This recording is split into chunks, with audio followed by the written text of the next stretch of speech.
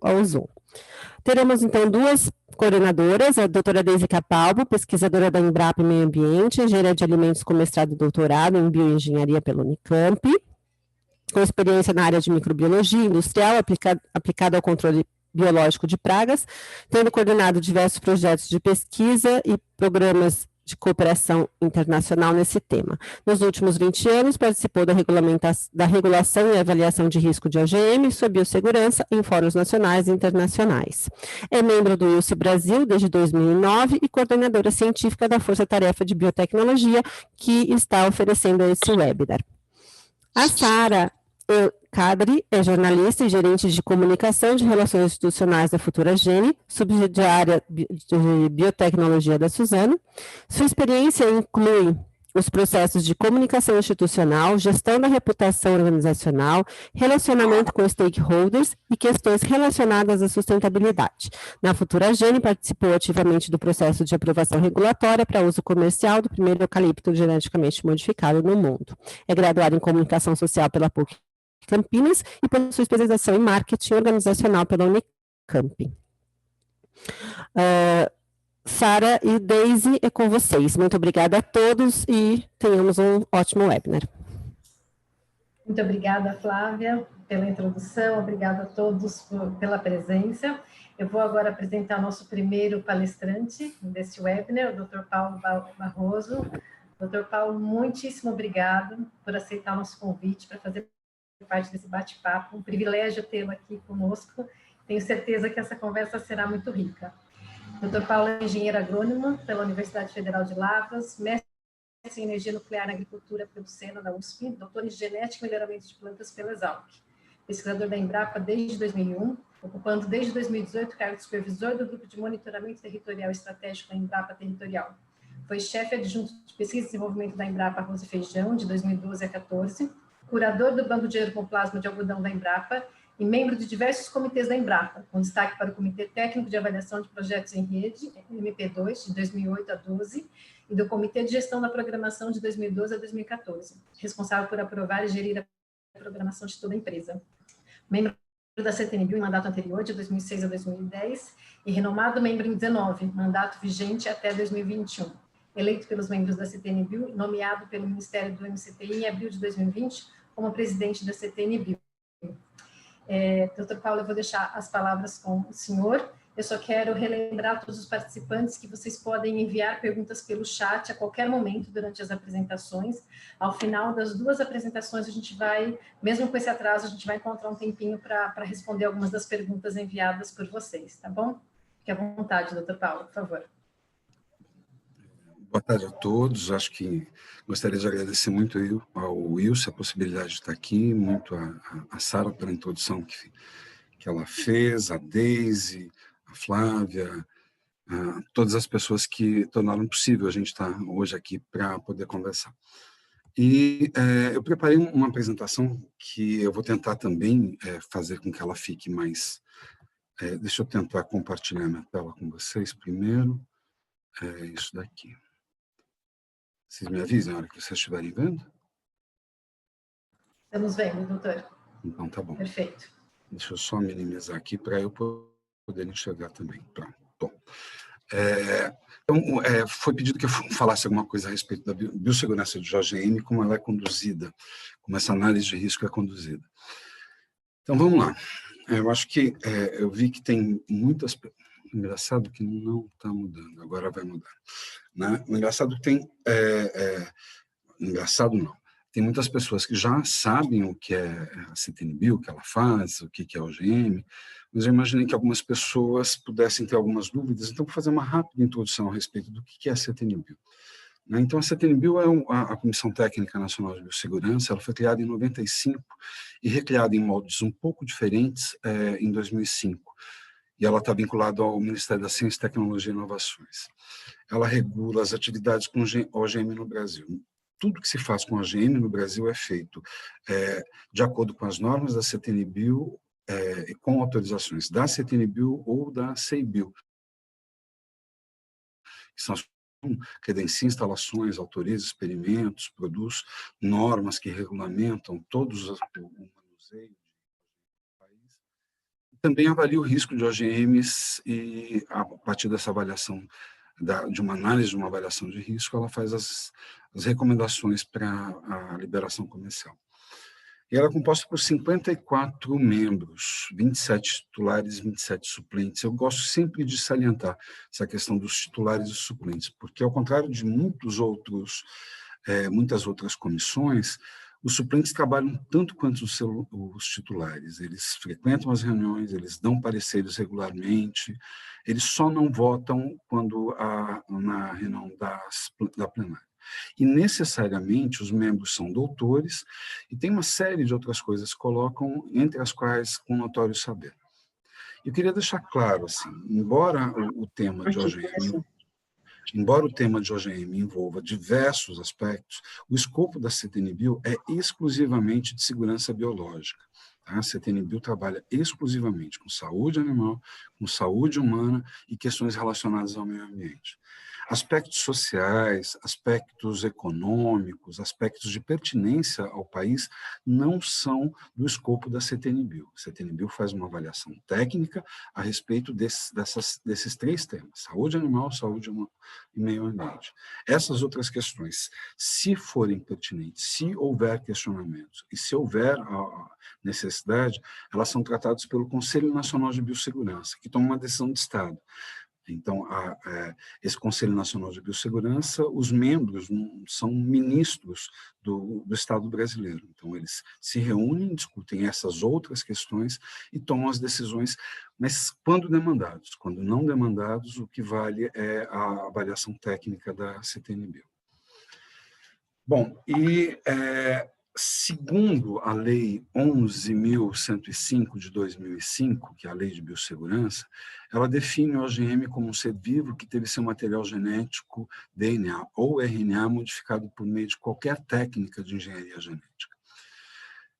Eu prefiro reduzir isso, essa é uma definição precisa, correta, né, mas assim, em palavras mais simples, um OGM é um indivíduo que possui pequenas porções do seu material genético transferido por meio de engenharia genética. Então, você tem os genomas dos indivíduos, os genomas sejam de plantas, micro-organismos, animais, são uma vasta quantidade de DNA. E o OGM, de modo geral, possui pequenos fragmentos, muito pequenos, perto da totalidade do genoma.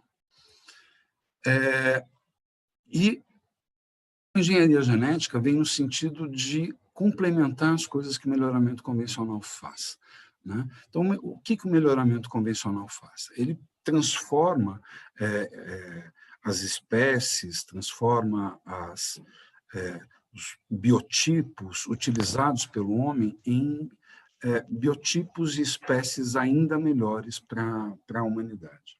E ela faz isso usando características que são herdáveis.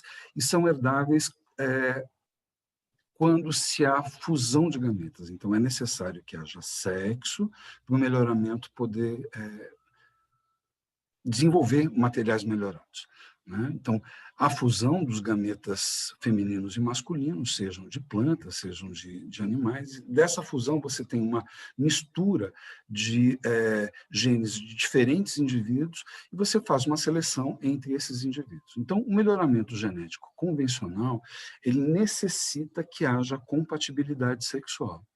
Então, se a gente pegar, por exemplo, essa flor, não sei se dá para ver quando eu aponto aqui, imagino que sim, né? Essa é uma flor de um tipo de algodão, essa é uma flor de outro tipo de algodão, e esse é uma flor de um parente muito próximo do algodão. Então, o que existe nesse indivíduo e nesse indivíduo, eu consigo fazer a transferência pelo melhoramento convencional. Por quê? Porque essas duas espécies são sexualmente compatíveis. Se houver qualquer coisa nessa espécie aqui que interesse ao algodão, com o melhoramento genético convencional, eu não consigo fazer a transferência. Isso porque não há compatibilidade, não há. Você pode, eventualmente, até ter um descendente de um cruzamento entre essa espécie e essa espécie. Mas, provavelmente, ou quase com certeza, esse indivíduo gerado do cruzamento entre essas duas espécies não vai ser fértil. E se ele não é fértil, eu não consigo multiplicá-lo de tal maneira com que eu tenha em quantidade suficiente para um tipo de exploração econômica. A mesma coisa acontece com animais, né? Por mais diferentes que sejam raças tipos diferentes de cavalos, selvagens ou não selvagens, eles não conseguem se cruzar com espécies que não sejam de cavalo, por maior similaridade fenotípica, por maior similaridade que exista entre os cavalos e outras espécies, nesse caso, os asnos. E aí, na década de 80, começam a surgir ferramentas que dão origem a uma nova ciência, a engenharia genética. E essa engenharia genética é um conjunto de técnicas que permite manipular e recombinar fragmentos de DNA entre seres vivos. São processos que já existiam de modo natural. Então, quando a gente fala de organismos transgênicos, a gente está falando de coisas que existem há milhões de anos. Por exemplo, nessa foto aqui tem uma planta de crisântemo que tem esse tumor. Esse tumor foi causado pela interação entre uma bactéria que é patogênica, esse crisântemo, que tem um tipo de compatibilidade patogênica com o crisântemo, e essa bactéria, chamada Agrobacterium tumefaciens, é capaz de passar parte dos genes que ela possui para a planta, ela integra os genes, alguns genes que são de interesse dela no genoma da planta, de tal maneira com que aquelas células que foram transformadas, aquelas células que tiveram o DNA da bactéria incorporada, são transgênicas e passam a produzir tumores similares a esse. Tá? E a função dessas células tumorais é simplesmente produzir alimento para essa bactéria. Então, no caso específico desse tipo de ferramenta, o que aconteceu foi que a gente pegou um processo que existia naturalmente e transformou esse processo de tal modo com que ele fosse passível, não de transferir os genes da bactéria, e sim os genes que fossem de interesse da gente. E através desse processo natural, repito, esse processo natural, a gente obteve a maioria dos transgênicos, das plantas transgênicas que estão disponíveis hoje no mercado. Tá bom? Isso abriu possibilidades gigantescas, né? Então, lembrando, o melhoramento genético só é capaz de transferir genes entre indivíduos que tenham compatibilidade sexual. E o número de indivíduos que têm compatibilidade sexual é grande o suficiente para o melhoramento ter feito coisas fabulosas. Né? Se você olhar como era o milho no passado, como ele é hoje, se você perceber que a soja só florescia com poucos dias em locais de latitude mais baixa, e hoje ela é cultivada até latitudes próximas a zero, próximas ao Equador, a gente vai perceber que o melhoramento genético trouxe coisas fantásticas e fabulosas. Mas que a variabilidade genética que ele trabalha, e a variabilidade genética é a ferramenta básica de trabalho do melhorista, tem uma certa limitação. Há algumas características que seriam interessantes, importantes para uma determinada espécie, e que no pool gênico, no conjunto de genes passível de ser utilizado pelo melhoramento genético, não existe aquele determinado gene. Tá? Mas esse gene pode estar presente numa bactéria, pode estar presente num vírus, pode estar presente num humano, pode estar presente num bovino, num fungo, num verme, num inseto, ele pode estar presente em diferentes locais. E isso era inacessível ao melhoramento genético. E passa a ser acessível a partir do momento em que as ferramentas de engenharia genética são desenvolvidas. Então, a gente pode pegar fragmentos do DNA de uma bactéria e trazer para a planta. A gente pode pegar fragmentos do DNA humano e transferir para uma bactéria. Isso gera grandes possibilidades, né? Então, por exemplo, existe a possibilidade da gente pegar... Esse aqui é meu filho, lindo, né? Então, faz parte de um processo de melhoramento genético clássico. né, entre uma mulher bonita e um homem feio. Então, a progênie fica melhor do que era originalmente. Então, eu posso pegar um gene de humano, transferir para uma bactéria e, a partir disso, produzir em grande quantidade insulina humana, por exemplo, né, a partir da bactéria. Então, pego o gene de insulina humana que está presente nesse indivíduo, transfiro para essa bactéria e começo a produzir em grande quantidade, de um modo mais fácil, mais simples, mais rápido, mais seguro e mais barato, a insulina humana, o hormônio de crescimento ou diversos outros tipos de hormônios ou medicamentos. Eu posso pegar também um gene funcional desse indivíduo, posso colocar dentro de um vírus e posso usar esse gene funcional desse indivíduo transportado para dentro de outro indivíduo por um vírus e produzir medicamentos que vão ficar cada vez mais frequentes na vida das pessoas. São as terapias gênicas, que fazem cego enxergar, pessoas que morreriam com 2 ou 3 anos de idade em função de problemas genéticos, disfunções, mutações que tornaram alguns genes não funcionais nessa pessoa, passam a não apresentar os sintomas ou apresentar sintomas em menor intensidade, usando esse vírus, colocando dentro das pessoas esse vírus que tem um gene funcional que partiu desse outro indivíduo. Então, são coisas fantásticas. A mesma coisa a gente pode fazer com plantas. A gente pode pegar um gene presente em bactérias, colocar em uma determinada planta e, a partir disso, gerar uma série de produtos. Então, boa parte dos transgênicos hoje disponíveis possui genes bacterianos, sejam para conferir tolerância a herbicidas ou resistência a insetos. E esses genes funcionam adequadamente na planta, de tal maneira com que as plantas são ou tolerantes a herbicidas, ou resistentes a insetos, ou a característica que se puder imaginar. Né? E com isso a gente tem produtos, alguns deles inusitados, inclusive, né? Como o chiclete, né? O chiclete transgênico, porque ele não é que o chiclete é transgênico. Na verdade, um dos ingredientes usados para fazer o chiclete é o milho, e o milho ele é geneticamente modificado.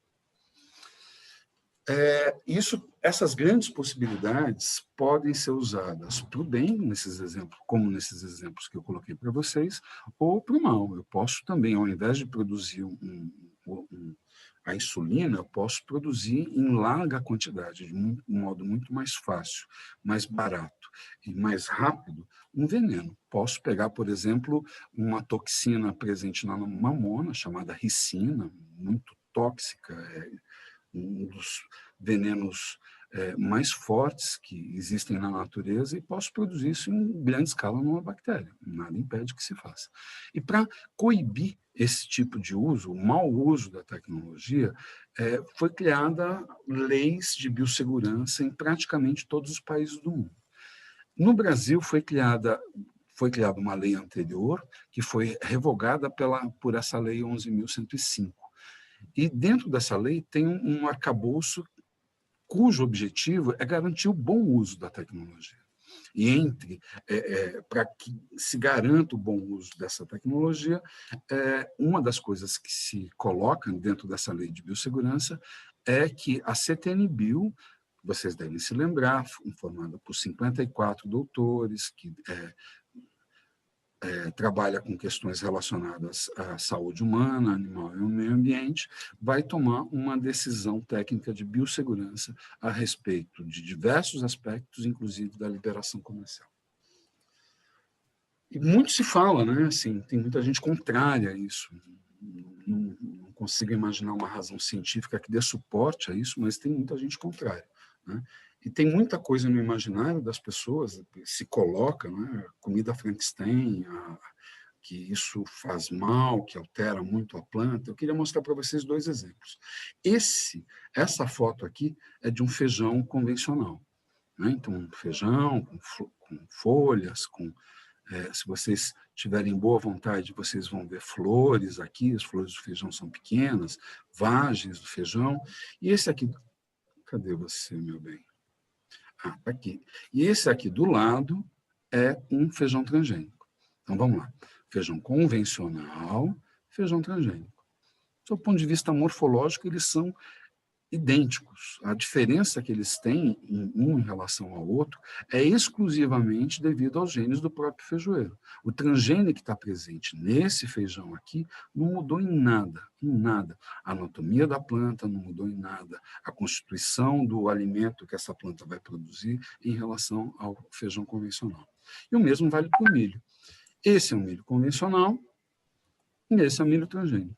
Idênticos, sob o ponto de vista fenotípico, sob o ponto de vista nutricional, sobre todos os aspectos que a gente avaliar, eles são idênticos. A diferença entre esses dois são 1 ou 2, ou no máximo 3, 4 genes, né, entre um universo de milhões de genes que estão presentes no milho, que fazem com que o milho seja milho, e a transgenia faz com que o milho continue sendo milho, só que com pouquíssimas características que se agrega a ele para torná-lo ainda mais amigável à humanidade e à produção de alimentos e à segurança em relação ao meio ambiente.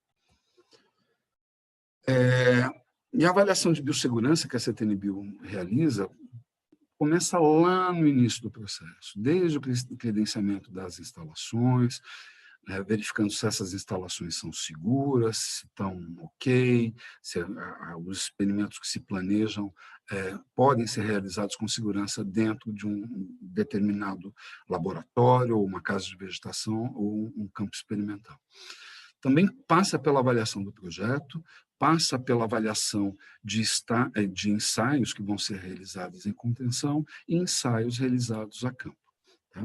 Então, o processo de garantir a biossegurança começa lá no início. Ninguém realiza nada no país sem ter o aval da CTN-Bio ou o aval da CEI-Bios. Nada é feito, sob o ponto de vista legal, se não tiver o aval da CTN-Bio ou das comissões internas de biossegurança, CEI-Bios. Tá? E, ao final desse processo, ao final do processo de ensaio, de credenciamento, tudo isso se espera que tenha um novo OGM, esse novo OGM que se pretende chegar ao mercado. Né? Então, o processo de experimentação inclui processos que garantem, aumentam a quantidade de conhecimento científico, mas sempre, né, dificilmente não se visa obter um novo OGM para que seja disponibilizado à população. Tá?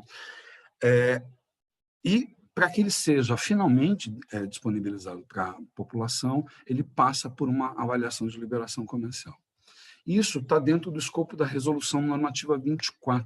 Então, a CTN-Bio também determina como as coisas são realizadas no Brasil, emite resoluções normativas, e a Resolução Normativa 24 dispõe sobre normas para a liberação comercial e monitoramento de OGMs e seus derivados no país. Tá? Então, ela tem é uma norma longa, né, e tem diversos pontos. Tem no corpo dela, tem disposições gerais de como proceder para encaminhar a proposta, como será feita a avaliação de risco, e nos anexos tem as informações que são as informações mínimas necessárias para que a CTN-Bio possa, ao ler o dossiê encaminhado pela empresa que está requerendo, possa tomar uma decisão a respeito da segurança daquele OGM para o qual se pretende a liberação comercial. Lembrando que a gente trabalha com a CTN-Bio, o escopo dela está exclusivamente ligado ao OGM, especificamente ligado a questões de saúde humana, de saúde animal e ao meio ambiente. Tá?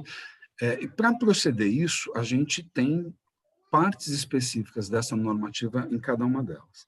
Eu vou falar de duas, tá? Vou falar das informações relativas ao OGM e falar um pouquinho a respeito das informações com base que consideram as questões de saúde humana e animal.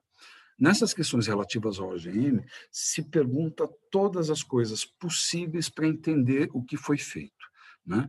Qual foi a espécie doadora, de onde aquele gene está vindo, de onde aquela sequência reguladora está vindo, e qual a espécie receptora, quem que vai carregar aquele transgênio, desculpe, quem que vai carregar aquele transgene e vai fazer com que aquele transgene se expresse, que tenha um novo produto no mercado, né?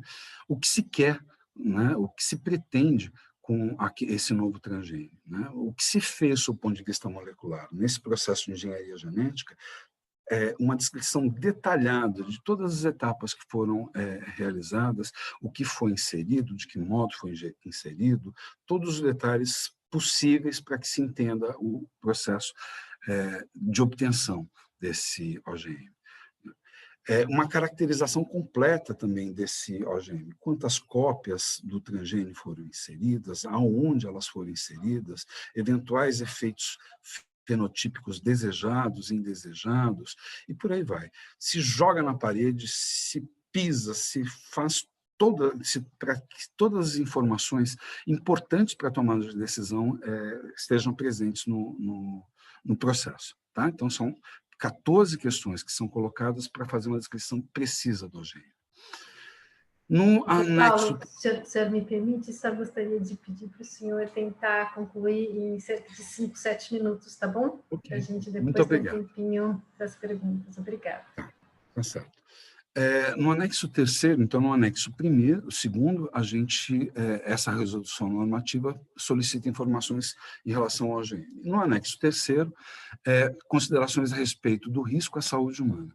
Tá? Então, uma coisa muito importante para a gente, fundamental para a gente, é que quando a CTNBio tomar a decisão, que a CTNBio tenha convicção de que aquele OGM não vai trazer nenhum risco à saúde humana. Então, são 5 perguntas, só 5 perguntas. A primeira pergunta, o histórico de uso na alimentação do organismo parental e doador, indicando o nível de consumo, o processamento anterior ao consumo e as espécies animais que se alimentam desse organismo. Então, é uma questão de histórico. Qual o histórico disso? Qual que é a Patrícia vai falar um pouco disso depois, né? E ela pode esmiuçar, né? Mas como se usa, há quanto tempo se usa, quem come, de que modo come, se tem alguma aplicação industrial que vai acabar entrando na cadeia, né? Então, essa é a primeira pergunta, onde se faz uma grande contextualização.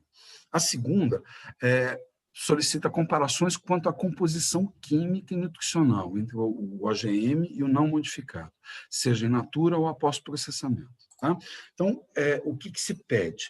Que se faça experimentos que tragam informações comparando a composição nutricional desse OGM com o indivíduo convencional. Tá? Então, se esmiuça a quantidade de minerais, vitaminas. Quando eu falo minerais, são praticamente todos os minerais, ou se não todos os minerais, todas as vitaminas, carboidratos, gorduras, tudo que é importante, inclusive fatores antinutricionais. Fez o experimento, calculou tudo isso, de modo geral, as coisas são similares. Mas, se não for, ainda existe a possibilidade de se buscar informações em outros locais que não naquele experimento. Quando a gente está falando de soja, por exemplo, né, a gente tem um intervalo de variação de conteúdo de proteína. Né, e esse intervalo de variação faz com que você possa ter soja até de 5% até 25%, 30% de proteína. E, às vezes, nessas comparações, os valores ficam significativamente diferentes e, ficando significativamente diferentes esses valores obtidos pela análise laboratorial do OGM do controle, a gente pode buscar essas faixas consideradas normais para a espécie. De modo geral, a gente encontra isso em bancos de dados. Um dos bons bancos de dados que existem é do próprio Wilce. Então, assim, só vai sair da CTNBio caso haja equivalência nutricional entre o OGM e o convencional. E esses são as duas análises que costumam ser realizadas. Terceira pergunta é a análise do potencial de toxicidade e alergenicidade, isso em sílico. Tá? Então, se utilizam ferramentas de bioinformática que pegam a sequência das proteínas e se avalia o potencial de toxicidade e alergenicidade. Tá? Existem excelentes ferramentas de bioinformática que permitem inferir, né, se aquela proteína é potencialmente tóxica ou potencialmente alergênica, e Algumas delas são de fácil acesso, por exemplo, as questões de sequência de aminoácidos, há uma série de programas online que você pode acessar, em outros nem tanto. Você tem que entender bastante de bioinformática para conseguir obter essas informações. Mas só serão aprovadas pela CTNBio caso essas análises de bioinformática mostrem, dentro dos parâmetros aceitos pela FAO, pela OMS e colocados no códex alimentares, se isso está dentro do... tem algum tipo de potencial ou não de ser alérgico. Tá? A quarta pergunta é a respeito da termoestabilidade e a resistência da proteína de digestão. E isso traz informações também a respeito da toxicidade e principalmente da alergenicidade. Então, a cinética de degradação da proteína e a estabilidade térmica dela trazem informações que complementam as informações que foram feitas em sílico. E, por fim, a quinta pergunta, né, quando você tem proteínas que apresentam alguma evidência de alergenicidade ou toxicidade, a empresa que está solicitando deve trazer informações que comprovem a segurança. Então, em sílico, não conseguiu. Fazendo os testes de digestibilidade, não confirmaram, houve algum tipo de problema. Então, testes adicionais necessariamente vão ter que ser realizados para comprovar que aquilo não é tóxico nem alergênico, que ele tem similaridade com o organismo original em relação a perfil alergênico e o perfil de toxicidade. Tá? Então, a CTNBio, de modo geral, não determina quais as técnicas que a empresa deve utilizar, né? Mas, de modo geral, as empresas trazem avaliação em vivo, em modelos que são aceitos internacionalmente, e avaliações moleculares que tragam informações novas e diferentes das informações usuais pedidas pela CTNBio. Então, é fundamental, a gente não autorizará, não autoriza nem autorizará jamais qualquer liberação comercial que possa ter alguma dúvida a respeito da toxicidade e da alergenicidade desse OGM. Tá bom? Então, para tentar fechar, eu queria colocar 7 coisas. Primeiro, que a CTNBio nunca foi pautada por questões políticas, isso é uma grande coisa, né? Então, a gente, vira e mexe, ouve falar a respeito de interferências políticas em órgãos, na CTNBio isso nunca existiu. Tá? Já foram diversos, desde 1995 ela existe, então já são 25 anos de experiência e nunca houve nenhum tipo de ingerência política dentro da CTNBio. É um local de fortes pressões, sim, né, de pressões de quem não gosta de organismos geneticamente modificados, e quando fala que não gosta, eles sempre se referem a vegetais geneticamente modificados, alimentos geneticamente modificados, nunca falam mal de vacinas, nunca falam mal de terapias gênicas, sempre a questão são os alimentos. Não entendo muito a razão, mas há que se respeitar a pluralidade da sociedade. E essa falta de ingerência política permite que a CTNBio tenha discussões com base na melhor ciência e que as decisões também sejam tomadas nessa melhor ciência. Ressaltando que há pelo menos 20 anos a população brasileira usa em grande quantidade alimentos derivados de organismos geneticamente modificados, que dezenas de milhões de hectares são cultivados todos os anos com vegetais geneticamente modificados, que bilhões de animais já foram alimentados e imunizados com OGM e seus derivados, e que, até hoje, nenhum relato comprovado de problema surgiu para a CTNBio. Então, todas as liberações comerciais que a CTNBio fez já estão na casa de dezenas, nenhum problema foi relatado à CTNBio que ficasse comprovado.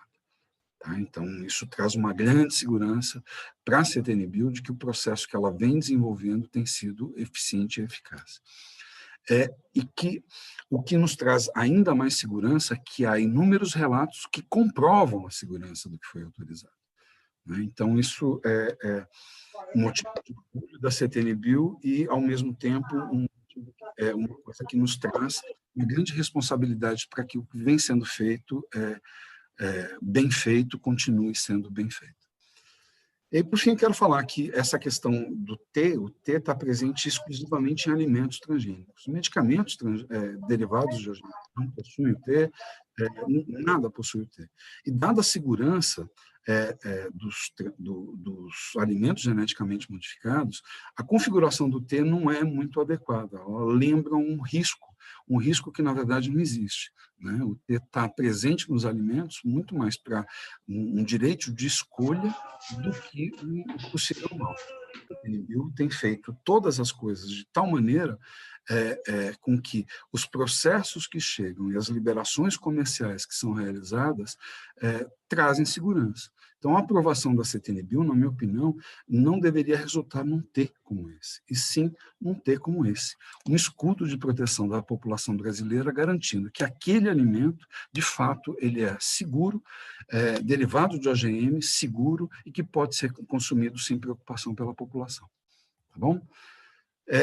Tem um monte de fonte de informação, seja no site da CTNBio, seja na Autoridade Europeia de Segurança Alimentar, americana, na FAO, na OMS, do Codex, tem uma série de locais onde se pode buscar mais informações, e a CTNBio trabalha em consonância com a maioria dessas instituições. As normas que a CTNBio usa são as normas preconizadas pela ciência e que são usadas pela maioria dos congêneres da CTNBio no mundo.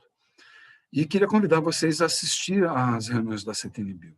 Então, as reuniões da CTNBio são abertas, ocorrem na quarta e quinta-feira de todo mês, e quem quiser assistir às reuniões, basta fazer inscrição no site da CTNBio.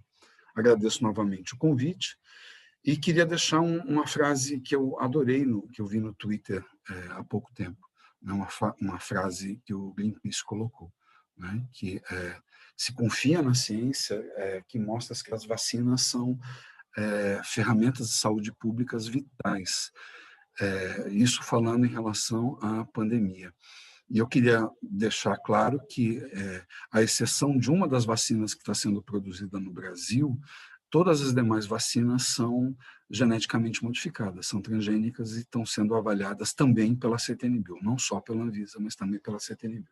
Mais uma vez, muito obrigado. Paulo, nós que agradecemos por essa apresentação tão didática, por trazer conceitos relevantes e explicá-los de forma muito clara e acessível, viu, aos participantes aqui. Muito obrigada. Eu peço que o senhor continue com a gente, e eu chamo agora a minha colega Deise para ela apresentar a próxima palestrante, e depois o senhor volta para responder algumas perguntas, tá bom? E fiquem à vontade a todos para mandar perguntas pelo chat. Obrigada. Deise? Vocês estão me ouvindo? Agora sim. Mas o vídeo não está abrindo, vocês me desculpem, vamos ver se eu consigo ainda, mas eu não quero atrasar as apresentações, então eu já vou fazer a introdução da doutora Patrícia. A doutora Patrícia Fernandes é bióloga, doutora em bioquímica pela Universidade Federal do Rio de Janeiro e pela Universidade de Princeton, nos Estados Unidos, fez pós-doutoramento também lá em Princeton, é bolsista de produtividade de pesquisa do CNPq, professora titular da Universidade Federal do Espírito Santo, onde é presidente da Comissão Interna de Biossegurança, além de professora do programa de pós-graduação em biotecnologia. Ela tem experiência internacional no Scripps Clinic and Research Foundation, na Califórnia, Estados Unidos, na Universidade Católica de Leuven, na Bélgica, Centro de Investigação Científica de Yucatán, no México, e Penn State University, nos Estados Unidos. Ela foi membro da Comissão Técnica Nacional de Biossegurança por vários mandatos, de 2005 a 2011, de 2014 a 2020. Em setembro desse ano, ela encerrou suas atividades nesse seu último mandato. Supervisiona doutores em estágio de pós-doutoramento e orienta alunos na área de bioquímica, biotecnologia, com ênfase em resposta a estresse em micro-organismos e plantas, além da regulamentação de OGMs no cenário nacional e internacional. Peço desculpas pelo problema de eu não estar conseguindo abrir o meu vídeo, eu continuo tentando, mas nós não podemos parar. Eu espero que a doutora Patrícia consiga abrir o seu vídeo agora. Muito obrigada desde já, Patrícia, por aceitar nosso convite, e agora o tempo é seu.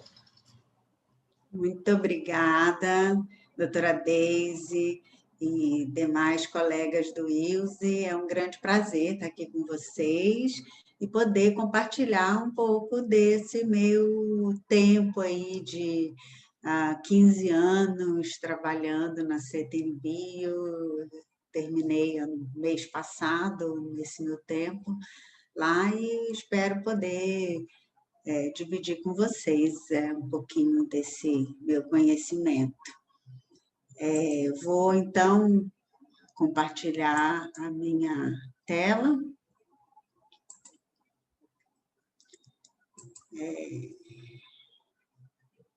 Vocês estão vendo a minha tela? Sim? Sim, Patrícia. Tá. Então tá, gente, eu já vou começar discutindo um pouquinho o meu título. O título da minha palestra é Histórico de Uso Seguro. E eu já vou discutir um pouco isso com vocês e vou colocar histórico de uso seguro ou familiaridade, né? Porque a gente vai estar... esse termo está em relação ao uso de OGMs baseado em evidências científicas. É isso que as agências regulatórias em todos os países do mundo vão estar tratando, o uso de OGMs baseado em evidências científicas, né? Então, eu vou já começar tratando sobre esse assunto com vocês. Quando a gente fala em familiaridade, esse termo está, então, baseado no conhecimento existente, assim, um conhecimento baseado em dados, em existência de dados científicos, em provas, em estudos, em avaliação, no método científico. Agora, quando a gente fala em histórico de uso seguro, que é o ROSU, né? Ele está mais relacionado aos usos tradicionais, em que não há um conhecimento científico formal, né? Então, quando a gente fala em OGM, e em análise de risco, nesse sentido, nós vamos estar tratando de familiaridade e não de histórico de uso seguro, porque a gente vai estar tratando em relação ao método científico, às análises, a tudo que tem avaliação de risco baseado em as análises científicas, tá? Para vocês terem mais dados sobre isso, eu disponho para vocês esse artigo científico que nós publicamos esse ano, no início desse ano, e está aí um barcode para vocês tirarem foto e aí já dá direto acesso a esse artigo, porque eu não tenho muito tempo para discutir esse assunto com vocês, mas eu acho que vale a pena, tá bom? E aí, continuando nessa parte, na semana passada, nós escutamos o Guilherme comentar sobre a pirâmide do conhecimento. Então, a análise de risco, ela está baseada nessa pirâmide do conhecimento, em que a junção dos dados que vão formando essa informação, né, dado conhecimento, até a gente conseguir atingir o que é chamado do wisdom, né, da sabedoria. E aí, então, empilhando esses dados, juntando tudo isso, vai formando, então, essa análise para que tenha, então, baseado, como eu estou sempre falando, na base da ciência, né? Então, quando a gente está tratando de organismos geneticamente modificados, nós estamos sempre baseados na ciência. Isso é que é importante, que eu queria deixar bem claro em toda a minha fala aqui com vocês, né? E aí, e isso é uma coisa que vem sendo trazida e muito colocada, e houve, inclusive, em 2005, esse workshop de A Road Towards Harmonized Criteria, em que foi feito, então, uma série de recomendações, em que a primeira já trazia essa fala, em que era concordar que a ciência, né, constituiria a estratégia de testes de segurança, em que toda essa, quando a gente falasse em usar dados entre países, entre regiões para a análise de risco, se fosse possível utilizar isso, seriam dados científicos, né? Então, aí vem, baseado não no que era de conhecimento empíricos, mas somente quando fosse baseado no método científico, né? E que fosse que os países eles concordassem que essas seguranças das proteínas de culturas transgênicas, então, passassem por todo esse processo, e que isso, então, poderia ter, sim, que eles pudessem dividir, compartilhar esses resultados, né? Mas que desenvolveriam critérios, e que esses critérios seriam internacionais, porque já que há claro, esse processo de importação e exportação, né? Não só de alimentos, mas o próprio Dr. Paulo falou da vacina, ele terminou a fala dele com as vacinas, então nós temos vacinas, medicamentos, vários outros produtos que não só os alimentos. Então, é importante que existam critérios, e esses critérios sejam internacionais e sejam baseados no método científico, novamente, né? Então, são desenvolvidos enfoques regionais e também internacionais, tá? E aí, com isso tudo, acho que sempre passa, as pessoas perguntam, mas e o sistema de segurança de OGM no Brasil funciona? Há sempre uma sensação no brasileiro de pensar isso. Porque no exterior eles são muito criteriosos, mas e no Brasil? No Brasil esse sistema funciona? E o que eu quero deixar aqui com vocês é que, na verdade, a gente tem observado que o sistema brasileiro é extremamente robusto, e nós, ao contrário, nós somos convidados a apresentar o sistema brasileiro fora do Brasil, e outros países tendem até a querer saber como que nós funcionamos, né? Porque de tão bem elaborado e tão como as nossas análises de risco, e tão bem elaborado é o sistema brasileiro. Então, funciona muito bem. E aí, aqui eu só vou... Vocês viram na semana passada, e hoje o Dr. Paulo Barroso, o presidente da CTN-Bio, novamente mostrou que, nós temos um sistema de biossegurança com uma parte socioeconômico e de registro, mas nós temos também a parte de análise técnica, que está fortemente relacionada à CTN-Bio e às CEI-Bios, que fazem a manutenção de biossegurança em cada uma das instituições. Cada instituição que trabalha com OGM tem obrigação de ter a sua comissão interna de biossegurança, e a CEI-Bio, que ver toda essa parte de análise de risco.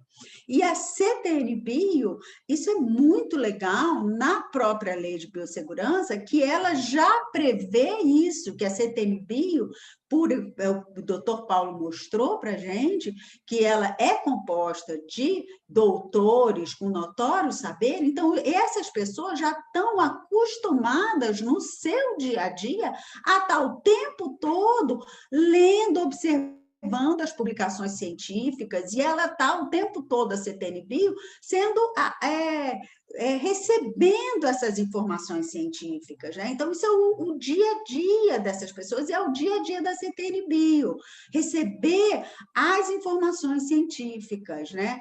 E depois também os informes das análises de risco. Então, isso tudo vai formar o arcabouço do sistema de segurança brasileiro. É bom, importante também colocar que isso aqui é internacional, não é a publicação científica brasileira, não é análise de risco somente brasileiro, mas é internacional, né? É tudo internacional.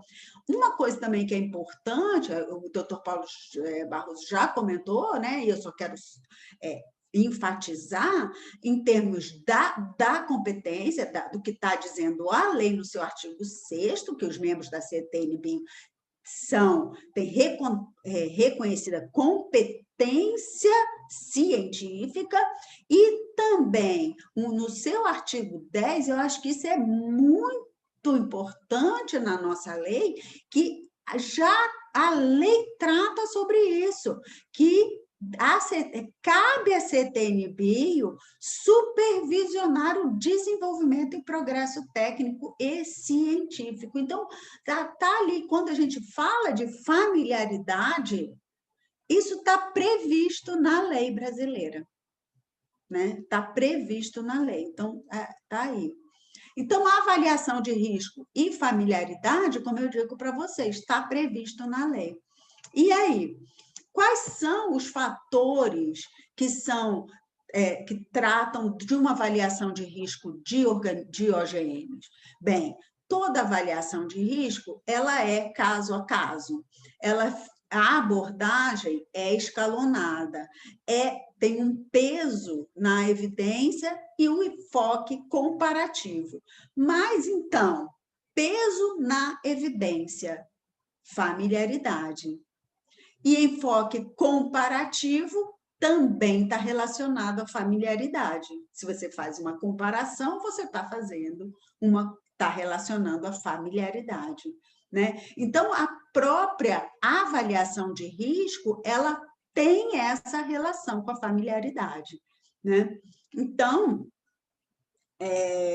quando a gente vai pensar na avaliação de risco, né, e familiaridade, elas estão, sim, interligadas, mas no sistema brasileiro é de responsabilidade do proponente estabelecer que a atividade proposta não causará ou é altamente improvável que resulte um dano significativo, tá? E aí, a pergunta é o seguinte, quando a gente trata de familiaridade, é aceito que essa avaliação de risco seja feita em outras partes do mundo? O que eu estou tratando aqui? Eu estou tratando de análise para a saúde humana, para a saúde animal, né? Estou falando de micro-organismos e estou falando de meio ambiente, né? Esses que são esses desenhos aqui. Então, é aceito se for feito em outras partes do mundo? Essa que é a pergunta. Ora, se for para humano, saúde humana, sim, é aceito, porque humano. Então, se eu estou tratando de uma vacina, um medicamento para humano, se eu estou tratando para animais, se eu estou tratando de um medicamento, de uma vacina, sim, é aceito que essa análise de risco tenha sido feita em outra parte. Não é necessário que ela tenha sido feita aqui no Brasil, mas quando é tratado de meio ambiente, não é aceito. Se for alguma coisa que for liberado no meio ambiente, tem que ser feito no ambiente brasileiro. Então, a avaliação, a análise de risco tem que ser feita no meio ambiente, no ambiente brasileiro, nos ecossistemas brasileiros. Não é aceito que traga esse dado de fora do Brasil. Exemplos, vou trazer aqui para vocês alguns exemplos. Micro-organismos, né, que já foram aprovados comercialmente no Brasil. Levedura, Saccharomyces cerevisiae, para a produção de etanol. Temos vários exemplos que análises de riscos foram feitas aqui, alguma parte, e outra parte fora do Brasil, para também a microalga para a produção de óleo. Bioprodutos, microalgas também, em que foram para a produção de óleo, em que foi aprovado o produto protease alcalina, alfa-amilase, celulase, tá? Então, esses produtos ou o micro-organismo para a produção de etanol de primeira ou segunda geração, muitas das análises de risco foram parcialmente feitas no Brasil e parcialmente feitas fora do Brasil. Muitas vacinas para animais e vacinas humanas, em que, às vezes, a vacina já vem até pronta, não é nem produzida aqui no Brasil a vacina.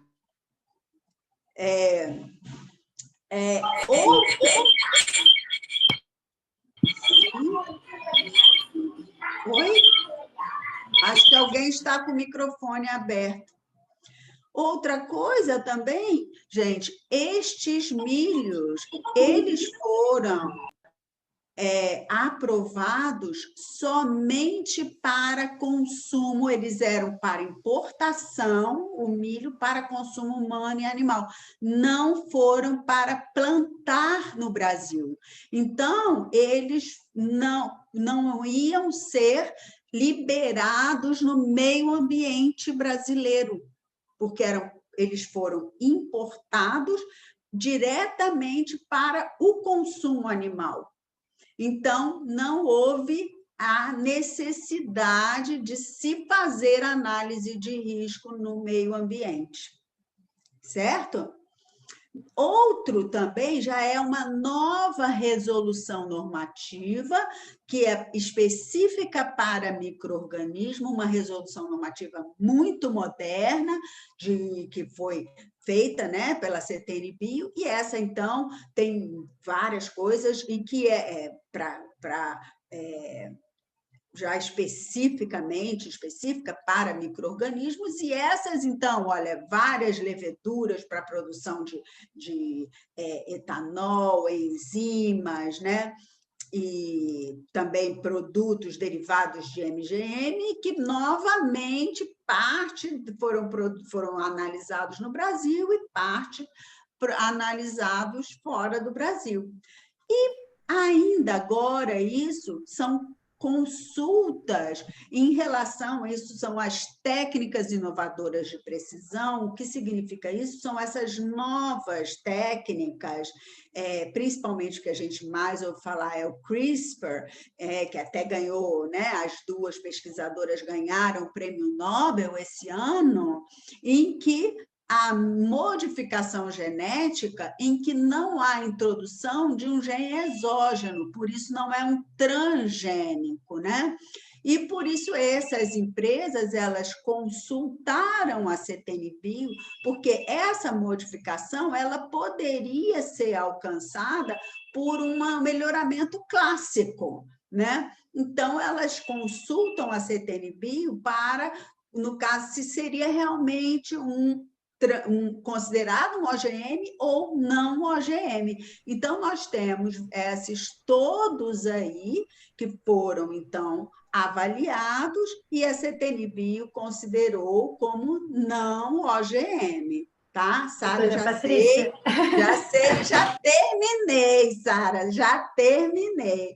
E agora, então, é só uma foto para mostrar às pessoas como é que a CTN-Bio se reúne. Eu quis só trazer essa foto para mostrar às pessoas qual é a cara desses cientistas e mostrar que as nossas reuniões, nós realmente sentamos numa mesa redonda, muitas vezes alguém vai lá e faz palestra, né, assuntos novos. Imagina quando veio o CRISPR, né, aí, e outros assuntos. Às vezes a pessoa vai lá e dá aula para a gente, e a gente senta ali, senta junto, fica discutindo. As nossas reuniões são assim.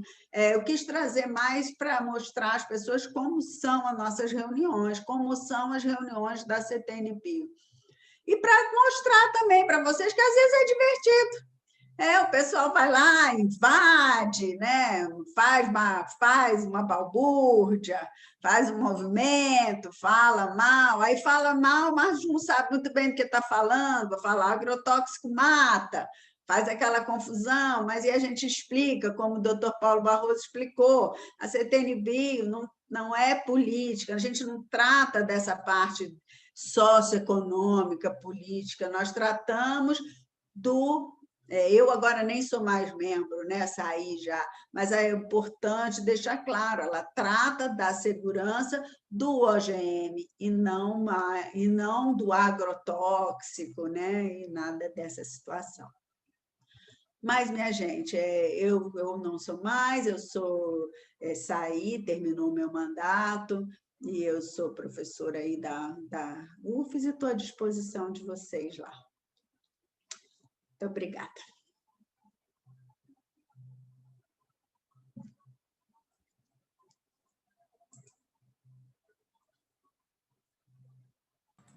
Pela sua também. Vocês me desculpem que eu estou impossibilitada de iniciar o vídeo por algum problema técnico, mas o mais importante, eu creio, né, tenho certeza, é a participação de todos e que todos possam escutar os pareceres, as palavras de vocês dois especialistas. Nós estamos aqui com Quem ainda quiser mandar perguntas, por favor, use a chave do bate-papo aí do chat, mande sua pergunta, tá? Eu já tenho aqui uma pergunta e está mais direcionada para o doutor Paulo Barroso. Doutor Paulo, você está me ouvindo? Sim, Deise, estou ouvindo perfeitamente. Obrigada, Paulo. É o seguinte, a pergunta é a seguinte: como está no Brasil a regulamentação relacionada com a liberação comercial dos agrobiogenéricos e eventos off-patent? Primeiro, queria parabenizar a Patrícia, ela fez uma apresentação fantástica, e a Patrícia, assim, ela pode até ter saído da CTN-Bio, mas a CTN-Bio não esquece dela e não vai esquecer dela tão fácil, não. Tá? A Patrícia é fantástica, uma das pessoas mais importantes na história da CTN-Bio. Em relação a essa pergunta, a RN24, que é aquela mesma que eu mostrei uma parte para vocês, ela traz algumas modificações interessantes. É uma resolução normativa nova, e nessa resolução normativa existe a possibilidade de você fazer processos simplificados, né, de solicitação de liberação comercial. Então, aquilo que já está comercialmente disponível pode ser usado, não há nenhuma razão de biossegurança. Se alguém quiser pegar algum evento que tenha caído a patente e quiser colocar no seu no germoplasma de soja, de milho, seja lá o que for, não há nenhuma limitação de biossegurança. Então, isso pode ser feito. O que a RN24 também permite é pegar eventos de diferentes empresas e colocar num indivíduo só. Tá? Também com um processo bastante simples de desregulamentação. Então, a partir da RN24, e à medida com que a RN24 facilita duas coisas. Facilita que as empresas trabalhem com eventos patenteados de diferentes locais, de diferentes propriedades, mas também facilita bastante a produção entre aspas, OGMs genéricos, né? À medida com que o processo é simplificado, em que muitas das questões já foram respondidas quando se liberou o evento, a CTNBio considerou e transformou isso em norma, que o processo pode ser bem simples. Não sei se tem alguém usando isso, talvez mais por falta de informação. Sei que na Embrapa já se começa a pensar a respeito disso, mas não sei se alguma ação está sendo realizada. Mas existe sim a possibilidade, a RN24 deixa isso mais simples, mais fácil e execuível. Acho que respondi, né? Sim. Obrigada, doutor Paulo, pela resposta. Só um rápido comentário. Na nossa programação original, o plano era terminar às 18h30, mas como a gente teve um atraso no início, a gente vai tomar a liberdade de prolongar alguns minutos aqui para que a gente tenha a oportunidade de fazer essa interação. Então, fiquem à vontade para enviar perguntas no chat, tá? Agora, uma pergunta direcionada para a doutora Patrícia. Doutora, você vê outros países adotando uma abordagem de segurança, de risco, de familiaridade? De uso, HOSU e familiaridade? Sim, os outros países, sim, adotam, muito comumente. A gente sabe, por exemplo, que... vou dar o exemplo Argentina e Uruguai, que trabalham bem em consonância, eles fazem um trabalho bem em conjunto, inclusive, já que não só, até em relação ao meio ambiente, já que o ambiente deles, em termos de ecossistema, é muito semelhante, eles fazem, o Uruguai adota bastante as análises que são feitas na Argentina e vice-versa. Então, eles têm um trabalho bem em conjunto. Também a mesma coisa acontece com Estados Unidos e Canadá. Eles também têm um trabalho bem próximo e fazem também isso, não só para a saúde, para as análises de risco em humanos e animal, mas também em relação ao meio ambiente, em ambientes, claro, isso sempre quando são ambientes semelhantes. Então, isso sim. Na casa da Europa, a União Europeia, né, é toda ali, então os países têm também essa condição. Na Austrália, quando nós estivemos lá, né, Paulo deve lembrar disso, eles têm uma união da Oceania, então Austrália, Nova Zelândia, Tanzânia, eles também fazem várias análises de risco e tudo em conjunto, então, também. Então, é comum, sim, que isso aconteça. Obrigada, Patrícia, pelo esclarecimento. Tem uma pergunta aqui, eu acredito que podemos fazer para o Paulo.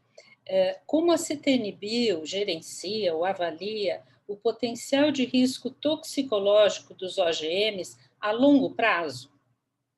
Com qual frequência os estudos são reavaliados quando surgem novas evidências?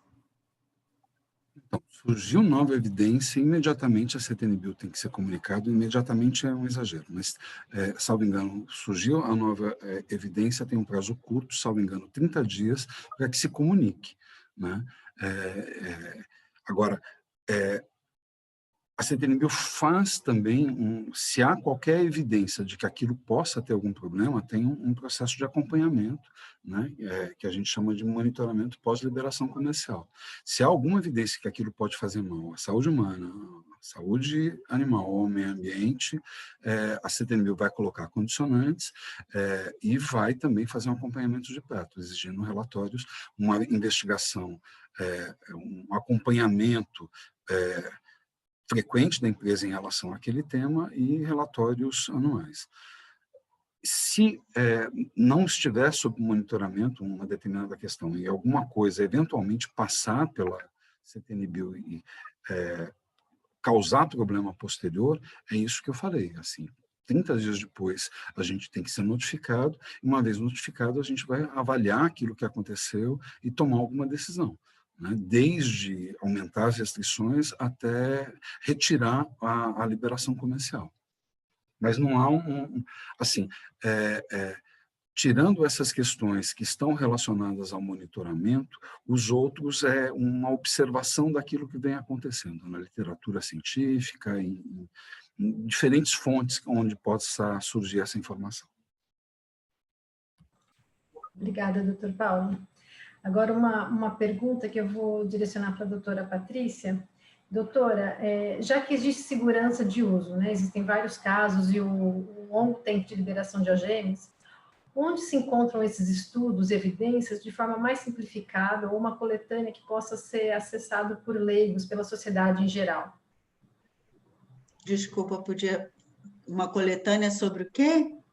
As informações sobre o uso seguro de OGMs, elas estão disponíveis de forma mais acessível para o público em geral, de algum conteúdo mais simplificado?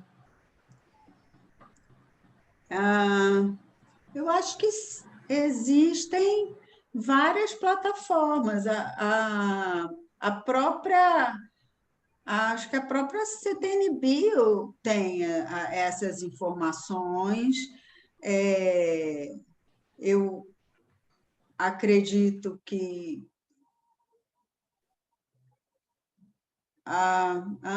antes havia também o CIB, que eu não sei se ainda tem a plataforma do CIB.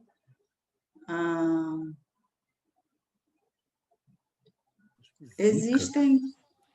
Zika aparece em todo canto, né? Se der problema, em todo canto aparece. Agora, boa notícia, né? A falta de notícias costuma ser uma boa notícia. Acho que uma fonte interessante talvez sejam os pareceres que a CTN-Bio emite, e os pareceres estão disponíveis publicamente, né? Tem uma série de publicações de literatura científica que demonstram que nesse período todo, né? Então tem, não sei se para leigo geralmente são colocados, e isso é uma falha do sistema, né? Que não traz informações. O CIB fazia um pouco dessa...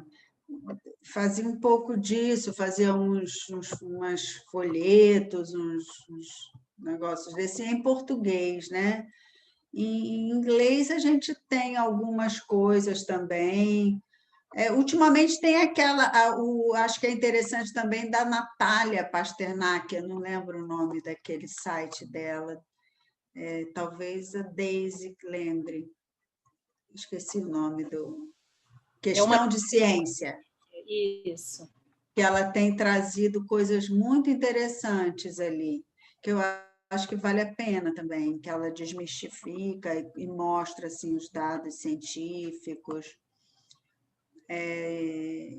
Eu creio, pedindo aí a permissão de ambos, fazer um breve comentário. Quando a gente realiza esses eventos pelo ILSE, sempre surgem perguntas, questões e pontos que apontam para nós locais que ainda têm aí uma lacuna, né? Talvez a gente perceba nessa pergunta uma lacuna que a gente poderia estar buscando preencher com informações mais acessíveis, num formato um pouquinho mais tranquilo para um leitor que não seja um super especialista poder compreender. Eu acho que eu vou, pedindo a permissão de ambos, eu vou entender que nós chegamos a um ponto interessante, onde o Wilson aí pode estar discutindo. É um ponto interessante que a gente tem comentado, a comunicação, né? Comunicação em biossegurança. Acho que essas falas que a gente tem feito, nós fizemos um livro interessante de biotecnologia industrial, que a gente tenta escrever sobre, mas mais na área da parte de biotecnologia industrial, e a gente discute bastante sobre isso, de uma linguagem acessível. E talvez seja a hora de pensar um pouco mais de maneira geral, já que tem até gente perguntando. Tá aí um bom momento. Obrigada, Patrícia. Temos mais uma pergunta que chegou agora aqui no chat, vou direcionar para o Dr. Paulo.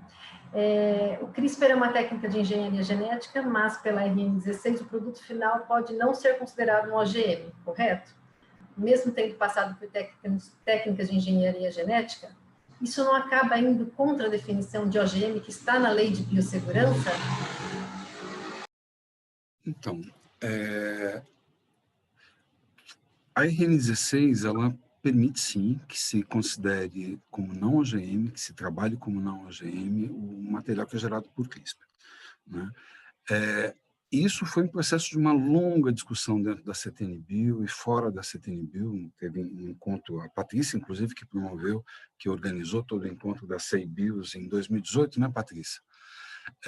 Em que isso foi discutido de um modo intenso, né? E o CRISPR se assemelha muito a processos de mutação que são usados para melhorias genéticas há muito tempo, né?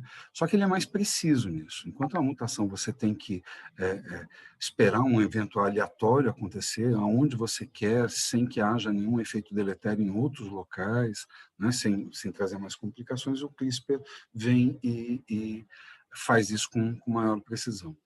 E ficou meio consensual, não só no Brasil, a Argentina tem uma legislação parecida, os Estados Unidos adotou há pouco tempo, a Austrália, o Canadá também. Então, os países que mais trabalham com isso estão fazendo avaliando o CRISPR de modo diferente do que avaliam o que a gente chama de transgênico PC, né? Aquele que você tem um grande inserto colocado, né? Então, embora pareça haver uma contradição, na verdade não há, né? O que se existiu foi uma interpretação de tal maneira com que a gente considere que os materiais desenvolvidos por CRISPR não são OGMs, formalmente definidos pela RN16. Ótimo, obrigada. Agora que as coisas estão esquentando, a gente está chegando ao final do nosso tempo, que é uma pena. Então, eu vou fazer uma última pergunta que já tinha chegado aqui anteriormente e vamos guardar as outras questões para tentar responder com os nossos palestrantes em outro momento. A pergunta que a gente tinha recebido anteriormente é o seguinte: eu passo a vocês dois, Patrícia e Paulo, e que depois de vocês finalizarem, a gente encerra, então, a parte das perguntas. Vocês acham que seria viável ou interessante realizar um ensino de análise de risco nas escolas? Por quê? Porque a população, em geral, pede uma prova negativa, uma prova de não ocorrência de um efeito adverso, de uma coisa ruim. Mas só que a ciência só consegue provar positivamente a ocorrência de um efeito indesejado. O que vocês acham que a gente podia estar propondo? Seria viável um ensino para que isso fosse esclarecido? Isso vai trazer alguma coisa para a ciência?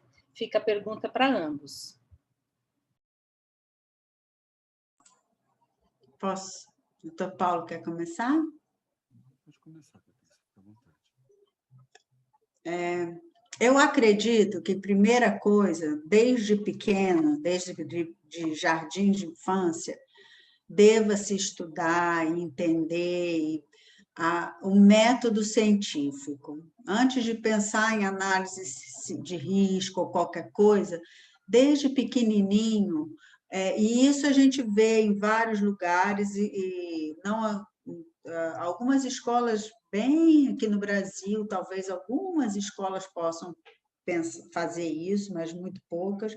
Aí, fora do Brasil, alguns lugares também alguns lugares fazem isso, mas o método científico.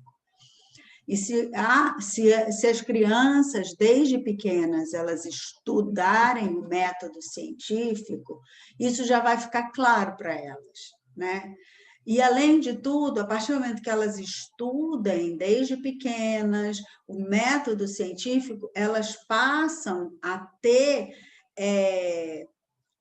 a acreditarem, né? Ou terem... a entenderem a ciência. E aí, você não precisa talvez não precise acreditar, ou precisar ver aquilo, ou precisa... Você entende que existem pessoas que estão estudando aquilo e que aquilo que aquelas pessoas estão fazendo elas estão vendo aquela coisa e você confia nos dados científicos que estão sendo gerados, né? Porque não é possível que todas as pessoas precisem acompanhar tudo. Isso é impossível. Então, você tem que confiar que um grupo de pessoas faça aquilo. Você não vai andar na rua e pedir os dados de cada ponte que você vai passar. Você tem que confiar que o engenheiro que fez aquela ponte é capacitado. E aí você passa com o seu carro em cima daquela ponte. É a mesma coisa quando você vai comer alguma coisa, quando você vai tomar uma vacina, quando você vai... Né? Você tem que confiar que aquelas pessoas que estão ali sentadas analisando aquela vacina, que analisaram aquele teste de glicose que você vai fazer para ver se a sua glicose está boa, que fez a teste, que aquelas pessoas são capacitadas. Senão, não há quem, não pode ser. Então, se desde pequenas crianças estudaram método científico e elas vão estudando isso, elas vão entender o que é ciência. Esse é o meu ponto de vista, assim eu penso. Só queria colocar o seguinte, à medida, quando a CTNBio foi criada lá em 95, né, as questões eram muito mais complexas, porque se tinha muito menos informação a respeito, né, e muitas questões que eram difíceis ou impossíveis, né, coloca nessa, assim, tem que provar que não faz mal, né, elas foram reduzidas com o tempo pelas normativas da CTNBio de tal maneira com que hoje os processos são muito mais objetivos, né, tentou-se retirar dos processos das normativas da CTNBio aquilo que era só interessante, mas não fundamental para descobrir. Tentou-se tirar essas subjetividades que existiam no passado, de fato, existiam. Eu acho que hoje os processos são mais simples, mas eles não descuidam da biossegurança, né? O fato de ter tirado algumas questões que eram quase impossíveis de serem respondidas, não alterou o rigor do processo de avaliação. Então, a biossegurança, que é o mais importante, continua sendo bem avaliada. E eu concordo, assim, tem perguntas, você provar que uma coisa não faz mal é uma coisa, provar que uma coisa faz mal é outra coisa bem diferente, né? E a gente tenta tirar essa subjetividade nos processos, mesmo quando elas surgem dentro da CTNBio, uma discussão grande a respeito disso, para se tentar tirar essa subjetividade e trazer as coisas, como a Patrícia mesmo disse, para questões científicas e que sejam pertinentes à avaliação de biossegurança. Muito obrigada aos dois. Ótimo, Sara, perfeito. Eu não estou conseguindo entrar, obrigada. Imagina, imagina. Bom, estamos caminhando ao fim do nosso papo aqui e eu gostaria de abrir para os dois palestrantes fazerem suas considerações finais. Se tiver alguma mensagem que vocês querem deixar para o público que está aqui firme e forte com a gente, mesmo com esse atraso.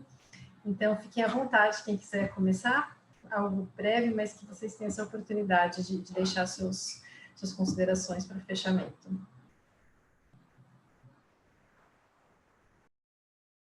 Você quer começar?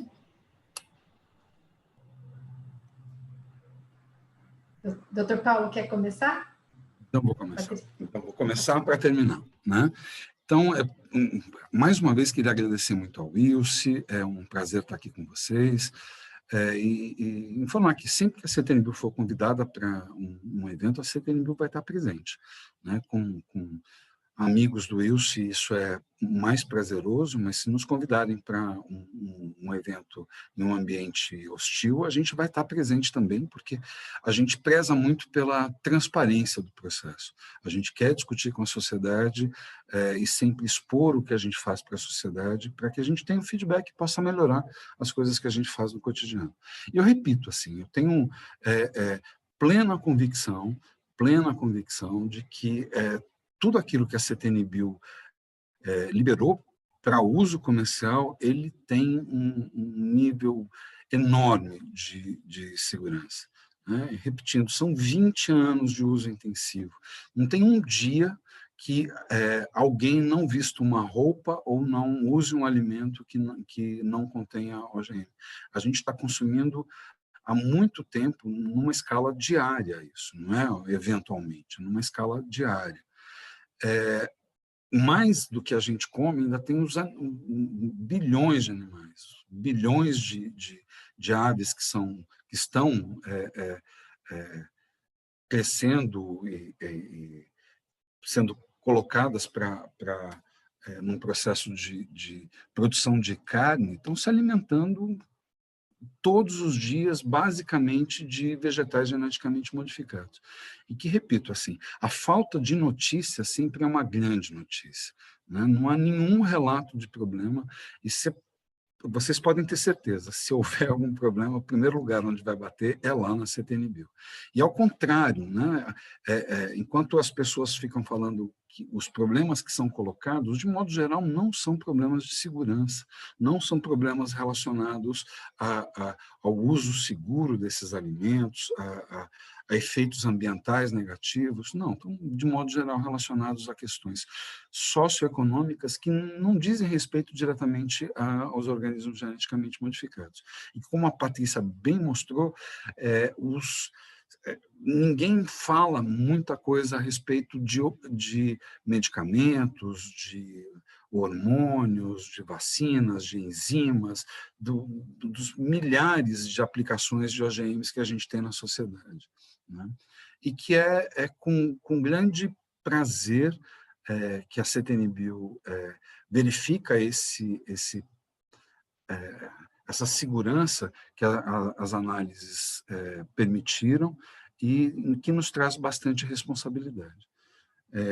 Então, mais uma vez, muito obrigado ao Wilson, muito obrigado às pessoas que estão aqui, tem muitas pessoas na sala, e a gente coloca à disposição. E, mais uma vez, convido vocês a assistirem às reuniões da CTNBio, que durante a pandemia não parou, ao contrário, acelerou por causa das vacinas e dos testes das vacinas para coronavírus. A gente fez diversas reuniões extraordinárias e sempre num ambiente virtual.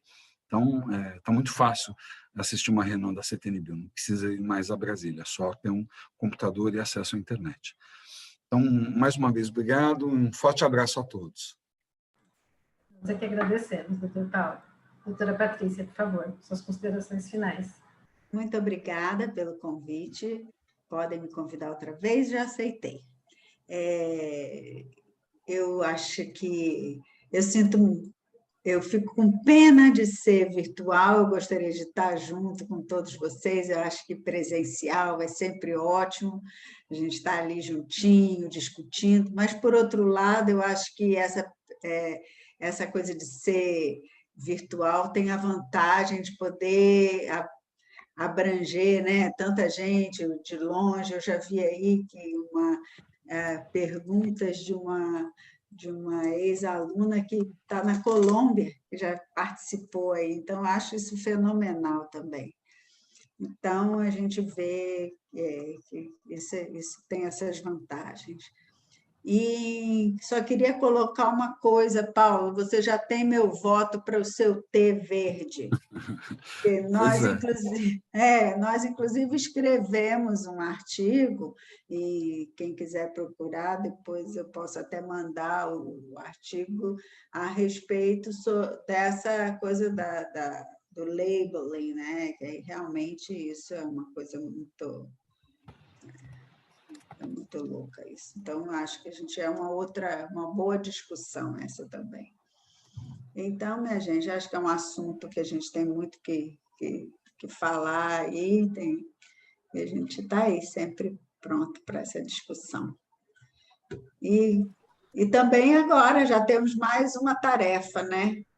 Que é elaborar aí mais um guia, não sei. Estou pronta para isso também, já arregacei as mangas já. Foi um grande prazer, muito obrigada pelo convite. Muito obrigada, doutora. Agradeço aos dois mais uma vez, e agradeço a todos os participantes, e passo agora para a Flávia fazer o fechamento do nosso evento. Obrigada. Obrigada. Obrigada, Sara. Obrigada, Deise.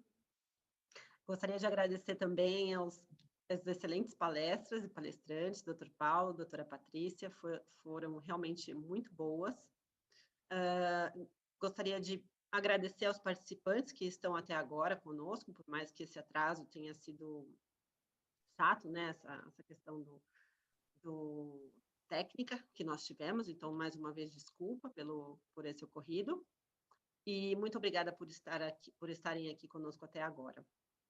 Gravamos o webinar e vamos disponibilizar ele no nosso canal do YouTube. Gostaríamos de pedir que vocês preenchessem esse feedback sobre o webinar, esse é muito importante para nós, do ILSE, para até fazermos novas atividades, né? Ideias de novas atividades é muito bem-vinda. Então, muito obrigada novamente a todos. Gostaria de agradecer também a minha equipe, a Laila e a Grazi, por estarem aí nos bastidores, nos ajudando em tudo. Então, obrigada a todos e tenham um ótimo final de semana aí, de sexta, sábado. Obrigada, Paulo. Você foi ótimo. Um beijo. Tchau a todos.